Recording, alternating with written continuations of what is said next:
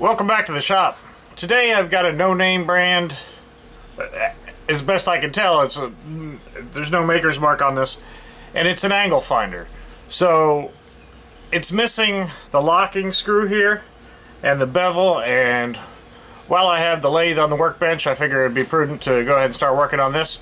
So what I'm going to do now is this is a small piece, and there's a lot of little pieces, or the screws are small and whatnot, and I don't know what I'm doing, so it's going to be difficult for me to try to get the shot, because if I zoom out, you're going to sort of lose any sort of relevant information on this thing. So I'm going to try the best I can to keep this in focus, and anyway, get it disassembled, and we'll work on cleaning it up.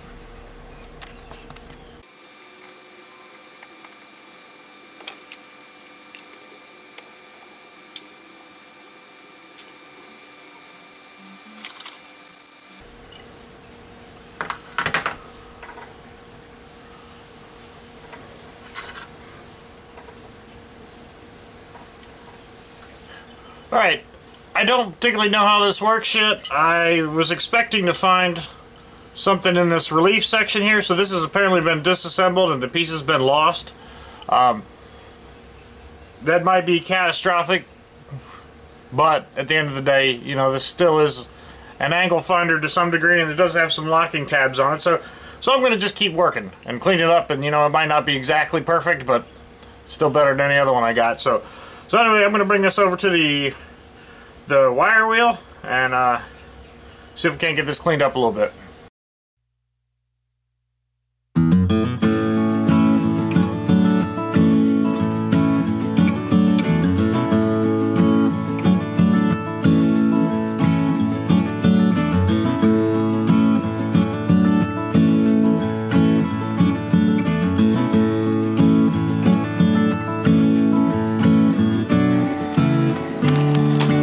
Alright, so the dial on here cleaned up pretty good, and there's that black Japanning type paint, that sort of dull black paint that's on all the old tools, especially the old Stanley hand planes and stuff. Anyway, the rust came right off of this, but what I want to do now is clean this, touch up the paint in here, and I could take this to the sandblaster, and it would do a really nice job. However, I'm sort of afraid that if I were to sandblast this, it might etch the numbers that are pressed into here and sort of take away from this. Or, you know, if I dither too long in here, it might take some chunks out, because I've got some pretty aggressive material in it now. So anyway, and I don't know how much precision really matters for me in this shop, but so what I want to do is touch it up.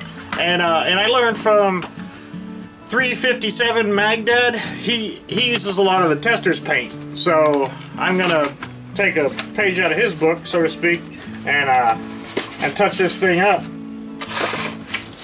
with some little paintbrushes I got. So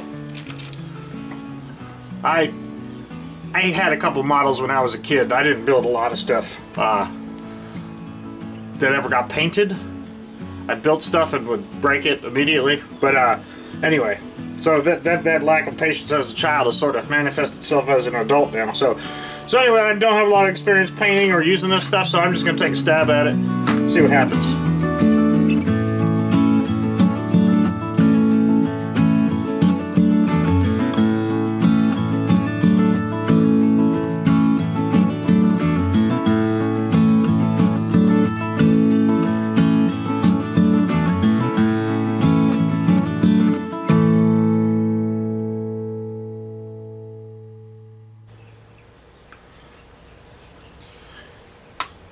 So I think that came out, I mean, it's still drying, but I think it went on there real nicely.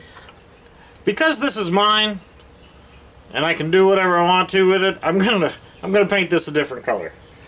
No real reason behind it, but you know, add a little flair to it.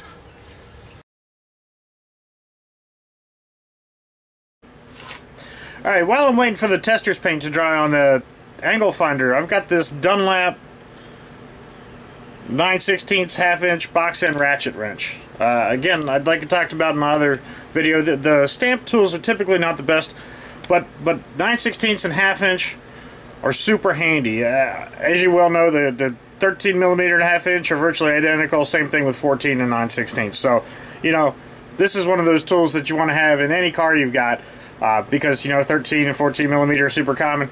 I think you could live your entire life off of a 13, a 14, 10mm. You know, that's just the main pieces you find in all these pickup trucks. I have a 92 F-150 and a 2006 Grand Cherokee and a bunch of old garden tractors and stuff like that. You know, I think that you really don't need these 800-piece tool sets for in terms of sockets and wrenches and stuff. You know, there's really only a handful that you need. And anyway, let me get to clean this up. I think this is going to be real nice.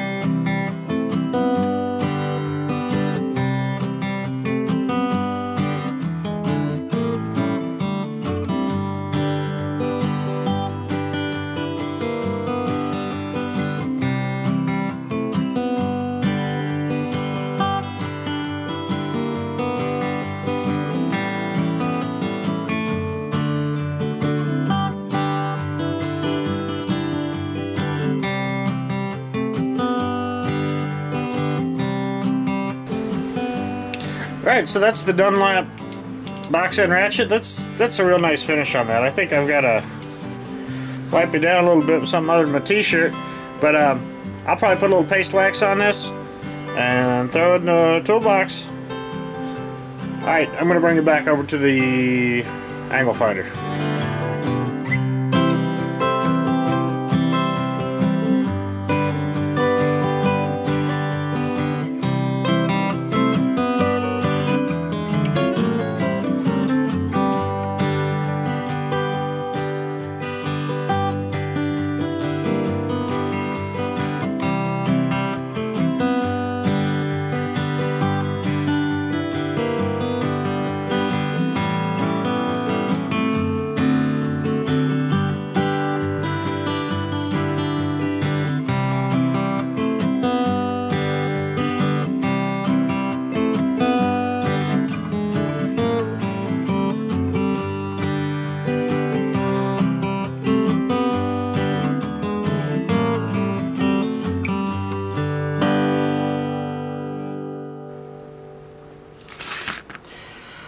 Alright, so I've got the angle finder cleaned up and ready to go. It's all done. And what I want to do here is sort of demonstrate how this works.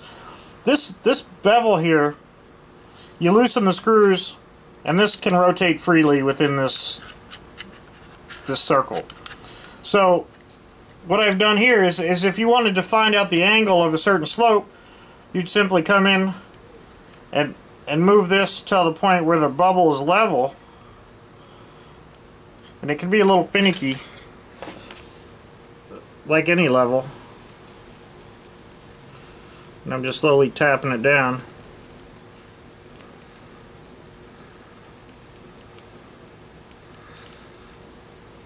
Alright, so there it is. Now I tighten these off, and that's going to give me my level for that angle. And I come in the back and I can see, if you can see that's pointing right at 0. So I've got a mark in the top here that's 0, and then halfway between the 40 and the 50 is 45 degrees. So that's telling me that I got a 45-degree angle there. And the reason I know that's true is because I had set up my 1, 2, 3 blocks and a 45-degree to give me an idea, just to make sure that this is true. So anyway, that's how this level works. I think it's missing that piece in the middle, but you know, for the kind of work that I do, this will be a handy little thing to have. They have easier ones that are just magnets, and you just have it, you stick it onto whatever your part is, and it's an auto leveling magnet. They're cheap. The thing is they're fragile, and the magnets that they put in them are relatively weak. That's why I don't have mine anymore. I fell off of something and broke.